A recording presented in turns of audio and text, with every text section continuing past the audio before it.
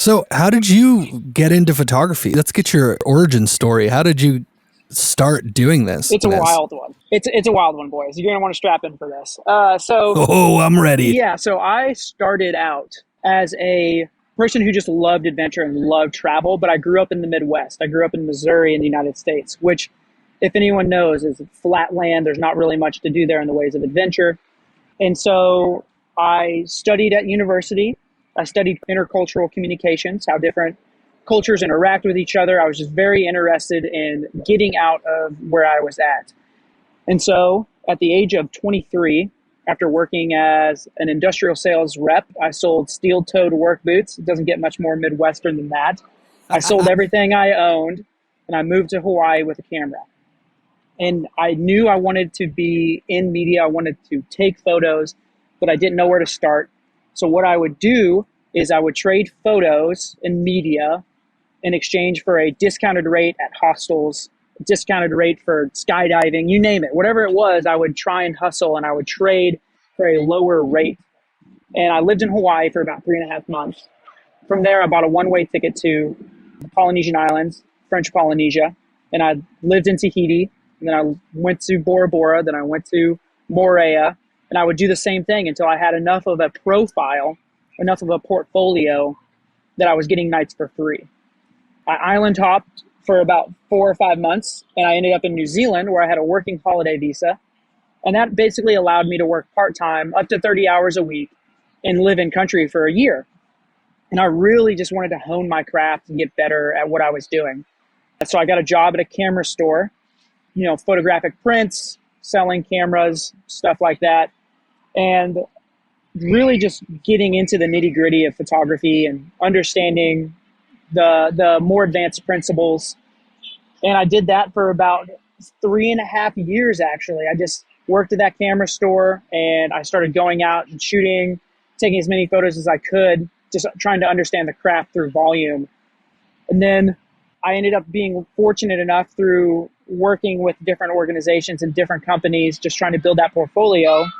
I was asked to shoot the New Zealand National Climbing Series. And so I shot rock climbing. Yeah, so I shot rock climbing, and that was my niche.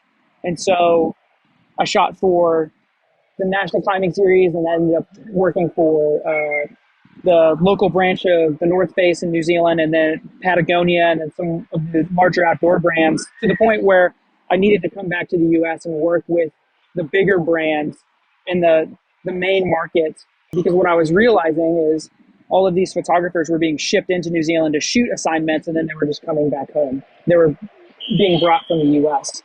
And having the ability just to go back to the U.S. at any time, I ventured back to the U.S., bought a truck camper, ones that go inside the cab of a truck, and I just left. I just started traveling full time.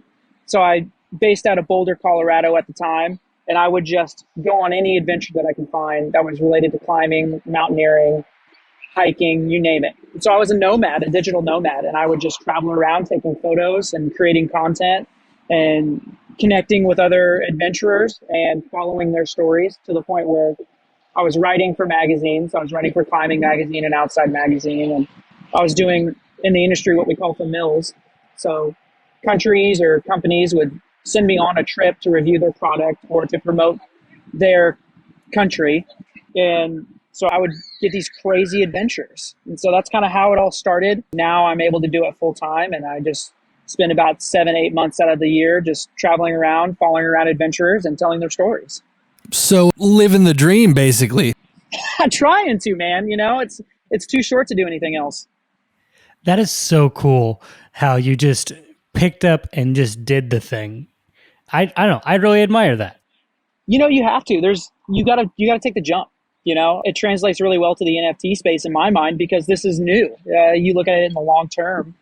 We look at like early adopters to social media and how that changed photographers' careers, or just people in the media in general. And I look at the NFT space the same way. You've got to be able to risk it. You got to risk it for the biscuit. And if you really want to do this and you want to be serious about it, you got to have something at stake, right? Like it's easy to say you want to travel and then never buy the plane ticket. But once you've bought that plane ticket and it's a tangible thing that you've invested in, you're dedicated to make it work. And so I approach everything the same way. I agree with that wholeheartedly. I feel like you just alluded to something really there with how getting into social media early did change a lot of photographers' livelihoods in their lives. How did you get into NFTs? Because I do think you're onto something here, how NFTs will also change the game for photographers as well. So how did you get into it? Well, honestly, I was fortunate enough just to stumble into it. I had been curious about NFTs for some time, like most photographers, because you look and see some of these sales that are taking place, and you're going, "Well, how do I get in on this? This is the wave, right? How do I get on the right side of it?" You look at Right. things, you look at NFTs now being sold at Sotheby's and like crazy price tags being, attributed to these NFTs, but you have no idea where to start. And that's kind of where I was at for, 6, 7 months. And then I was lucky enough through a family friend to be introduced to the fine folks who run Byzantium. And this is like the, beta stage of their testing program. So there was like 4 projects that had been listed. The website was brand new within the month. And I sat down with Plutus and with Obsidian and was like, hey, I have lots of questions. What does this mean? How does this work? And they sat on the phone with me for like an hour or 2 hours and really just walked me through everything to the point where I felt comfortable with at least testing the waters out. So that was my initial investment with NFTs and getting into that space, was just a family friend saying, hey, I've got these other colleagues that I've worked with before who are venturing into this space and this newer currency. Would you be interested in, having a sit down chat? And after talking to them, I was like, this is a no brainer, right? This is an easy investment for me to invest my time and my energy into and see what type of returns I can make on that investment. Okay. So everyone on the podcast so far has always talked about Plutus at least once, The guy, which I think is the really myth, funny. the legend. Yeah. Yeah. Wait, I mean, he was on our first episode too. So that's kind of like, it's kind of funny just to hear his name pop up over and over and over and over again. The man is so giving. So the one thing that's really interesting about my story in NFTs is it's very different in the sense of my first project wasn't successful. I went on and in my mind, it was like, I have to get something out right now, like unpolished, unrefined. I'm just going to get it out there and see what happens. Right. And Yeah. tanked, had no community, had no understanding of how this world worked. And so I just put it on there. And of course, there was no promotion, there was no nothing, and it didn't do very well. And it was easy to be discouraged, and it was easy to say, oh, well, this is just sham. Everyone's only interested in, profile picture projects. There's no space for me here. And I had talked to Plutus again. He was like, let's really let's invest some time. Let's take a breather and let's build a community. You have some really great stuff. I've got a small Instagram following. He's like, let's try and bring some of those people over who are really interested in your work.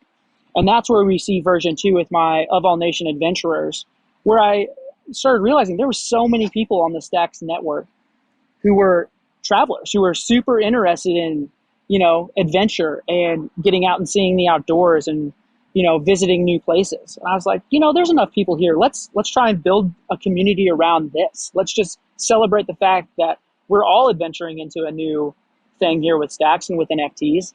Let's translate this over to, photography. And we've built this really great community. And that's all Plutus, one, working with me and my shortcomings in the technology world and creating a space for me as a new creator that wasn't there for me at the beginning.